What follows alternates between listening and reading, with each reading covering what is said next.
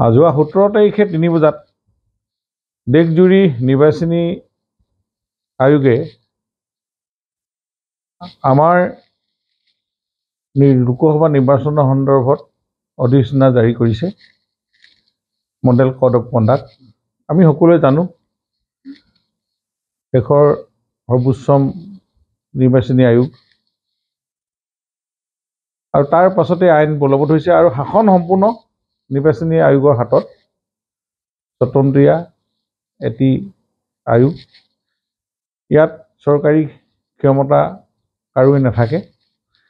গতিকে যোৰহাট লোকসভাৰ কংগ্ৰেছ দলৰ প্ৰাৰ্থী সন্মানীয় গৌৰৱ গগৈ ডাঙৰীয়াই এইটো কথা জনা উচিত আছিল যে কোনো চৰকাৰী আইবি বা চৰকাৰী খণ্ডৰ আইবিত থকাটো অনুচিত। গতিকে জ্ঞানটো তেখেতৰ নথকাৰ কাৰণে মই ভাবোঁ আজি জিলা প্ৰশাসনে বা ইলেকশ্যন কমিশ্যনাৰ আয়োগে তেখেতক সেই ঠাইৰ পৰা থকাত বাধা দিছে। মই নিজে গম পাইছোঁ, মই আজিহে গম পাইছোঁ পুৱা নিশা যে এনেকুৱা এটা ঘটনা হৈছে বা তেওঁ দুদিনকৈ আছিল। কিন্তু এইটো দুৰ্ভাগ্যজনক। এজন সাংসদে কথাবিলাক জানিব লাগে নিৰ্বাচনী বিধি উলংঘা আইন প্ৰণয়নৰ ক্ষেত্ৰত। এইটো আৰু এনে নিৰ্বাচনী আয়োগৰ কাম কৰিবই। ময়ো আজি তাৰিখত মই চৰকাৰী গাড়ী চলাব নোৱাৰোঁ, মই ব্যক্তিগত গাড়ী লৈ বা ভাড়া গাড়ী লৈ মই ঘূৰিব লাগিব নিৰ্বাচনী সংকাটত। স্পেচিয়েল চৰকাৰী কাম থাকিলে বেলেগ কথা, ক'ৰবাত গভৰ্ণমেণ্ট অফিচিয়েল কাম ইভাগে আমিও নোৱাৰোঁ চলাব। গতিকে আমি সম্পূৰ্ণ গণতান্ত্ৰিক দেশখনত নিৰ্বাচনী আয়োগক আমি সন্মান জনাই নিৰ্বাচনটোত যাতে কোনো ধৰণৰ বেআইনী কাম বা এনেকুৱা ধৰণৰ নচলে, গণতন্ত্ৰ শক্তিশালী কৰিবলৈ হ'লে আমি এইখিনি কথা জনা উচিত।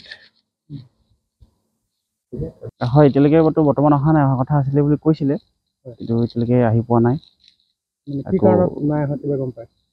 কি কাৰণ মানে বৰ্তমান ফোন কৰা বুলি মই গম পালোঁ, মানে অফিচৰ ফালৰ পৰা কোম্পানীলৈ কোনোবাই ফোন কৰিছিলে বোলে। তাৰপিছতে সেই এতিয়া ইয়াৰে এই চাহাবে ফোন কৰিছিলে, ইয়াৰ যিকেইজন ধৰক কুকমেন আছিলে তেখেতসকলে ফোন কৰিলে। তেতিয়া ক'লে কি যে চৰকাৰীভাৱে কোড অফ কণ্ডাক্ট চলিছে বুলি ক'লে।